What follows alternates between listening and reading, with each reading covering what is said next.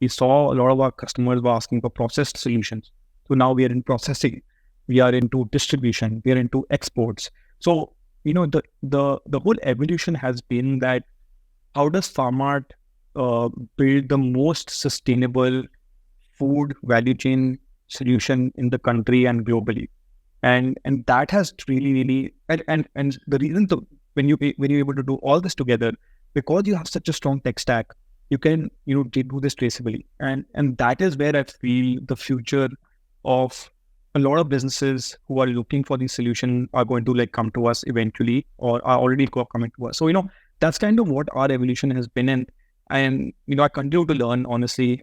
I continue to question my thinking, and wherever I see opportunities that will make the company or the space bigger, we continue to go after it, while being very cognizant of what we have built and how we have built it.